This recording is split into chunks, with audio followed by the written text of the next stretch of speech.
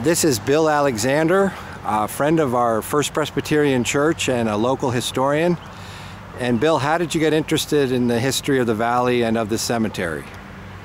My family has been in the valley since 1784, so naturally I knew about history because I heard about it every day, or at least every time it came up, from ancestors, aunts, grandmothers, fathers, grandfathers, and it was always there. So naturally I got an interest in it by hearing about it so much, and I was proud of it. This was my heritage, and to me heritage means a lot, and so I began to, after I graduated from school and got in the workplace, I realized that I was missing a lot by not knowing about my heritage, so I began to study it, and today I've come to this point and I have never not wanted to know about my heritage. Thanks, Bill. Yeah. There are two large markers for the Alexanders that will give you some kind of an idea as to how prevalent the Alexanders are in the Piney Grove Cemetery. There's a couple behind us, and this particular foot marker is a marker of A.N. Alexander, Albertus Newton Alexander.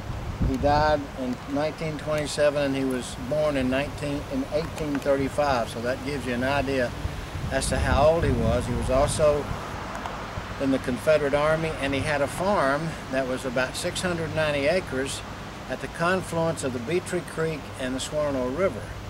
Today you might know that area as where they're having all of the problems with getting bad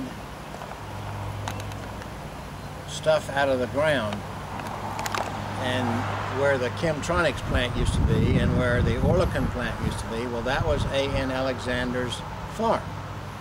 It was a self-made farm. He had water coming into the house. He had running water coming into the house. He had toilet coming into the house. It was a self-made farm.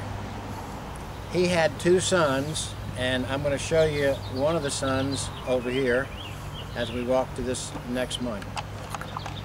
Albertus Newton Alexander had two sons, Charles H. Alexander and Rufus D. Alexander. The D stands for Davidson, and we'll go into that relation between the Alexanders and Davidsons a little later. But what's so particular about the two sons of Albertus Newton Alexander was that they both ran country inns. One was off Warren Wilson Road. It was called the Alexander Farm, and it started in about 1888 and went all the way to 1956. Rufus Davidson Alexander, the other son, had Alexander Inn on Old US 70 that was called Alexander Inn, and it was started in 1820, still standing today, and it's finally shut down as an inn in 1949 when my grandmother, Miss Carrie Davidson Alexander, died. Good. The second son of Albertus Newton Alexander, which we've just discussed, is Rufus Davidson Alexander, and this is his marker here. He was born September the 9th, 1867, and he died on January the 26th, 1917. And he bought the Alexander Inn property from George N. Alexander in 1905, and he and his wife Carrie Davidson Alexander, and here is her marker right here. She was my grandmother. She was born on September the 13th, 71, and died November 1949, and that's when Alexander Inn shut down as an inn itself. It has continued to be a private residence, but it has no longer became an inn. His children, Rufus Davidson, and these are all the graves that are right here, was Roy Davidson Alexander, the oldest,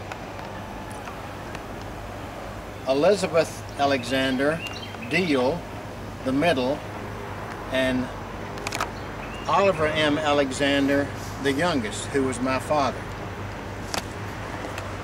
Actually, when my father, Oliver M., better known as Speck, most people knew him as Speck, when he died and was buried here, the church planted this dogwood tree and this azalea tree, and you can see in 35 years how big this tree has gotten. Yeah, yeah. there was a correlation of the Alexanders and Davidsons, and this is a prime example. My grandfather Rufus Davidson Alexander married a Carrie Cornelius Davidson, who was the daughter of Samuel Winslow Davidson, and there were 5 of those. Samuel Winslow Davidson, her father, was the 3rd in that group. So we have a Carrie Cornelius Davidson marrying a Rufus Davidson Alexander. So there were 2 Davidson names in these 2 people. That is prevalent in the Alexander and Davidson clans, where they intermarried for a number of reasons, but primarily because there weren't that many families in the valley at the time.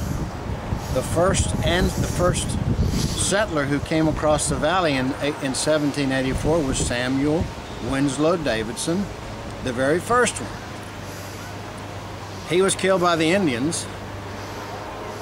His wife and slave girl and infant daughter escaped the Indians and went back to Old Fort, and when she remarried an Alexander.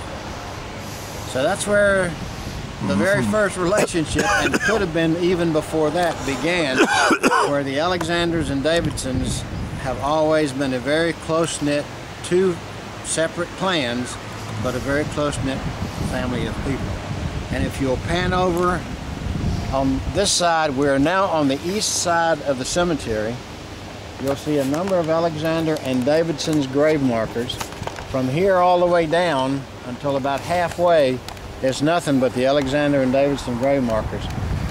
There are 1, 2, 3, 4, 5 Davidson grave markers and 1, 2, 3, 4 Alexander grave markers.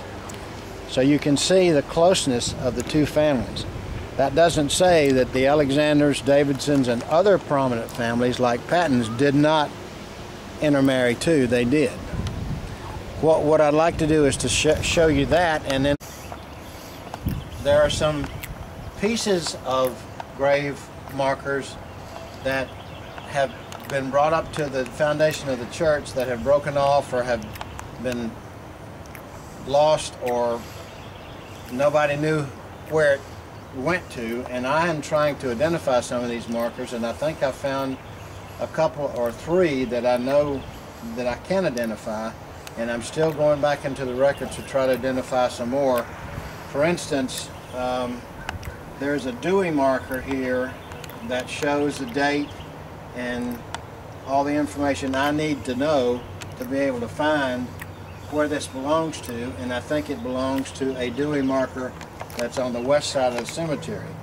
This marker here is a marker of James H. Alexander, but it doesn't show any pertinent information that I would need to have to be able to tentatively identify it. But there's another piece of marker over here that I think fits to this marker, and if I can tie those 2 dates in, then I will be able to come up with a determination as to what markers these are as well. James H. Alexander, I think, was the son of the James Alexander, who is the oldest grave in the cemetery. We're recording. Okay, this is the oldest grave marker in the cemetery, and as far as I know, unless somebody can tell me different, this is the oldest burial in the cemetery, and it's the burial of James Alexander, who was born in 1756 and died in 1844, and his wife, Rhoda Alexander, who died only 4 years later, and they were buried on top of each other. They were married in York County, South Carolina, and then came to the mountains of North Carolina, along with a lot of the other Alexanders and Davidsons, to what was then called Davidson Fort. It is now called Old Fort. And as you can see, in 1756, the Revolutionary War had not even started at that time. But it started in 1780 and progressed until it ended in 1784, when Samuel Davidson came across the mountain. This monument here is a monument of the same man, James Alexander, but it was erected by the Daughters of the American Revolution because it talks about James Alexander and him being in the Revolutionary War as a private. it took him 30 years, but he finally was able to get a pension from the government for being in the Revolutionary War. We think that he fought in the Battle of Cowpens, Kings Mountain, and Cowan's Ford, where one of his cousins was the general commanding the Battle of Cowan's Ford and was killed there. 3. We talked earlier about the relationship between the Alexanders and the Davidsons, but there were also other relationships from other families, and this is a good example. This is a marker of Roy Davidson Patton. The Pattons were also very prevalent in the mountains, along with the Alexanders and Davidsons and other families. The Shopes and the Gudgers were also very prevalent, but this is an example of the Davidsons and the Patton relationship. Roy Davidson Patton here, and then if we pan down a little further down here,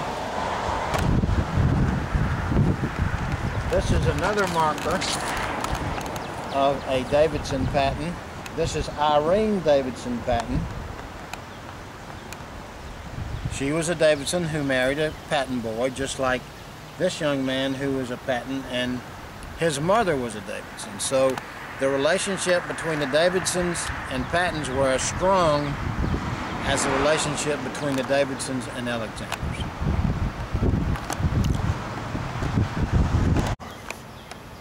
This is an example of how family names came from other people, not necessarily in the family, but sometimes in the family. This example is of Oliver L. Mims, who was born in 1871 and died on August the 20th, 1908. He was a member of the Alexander family.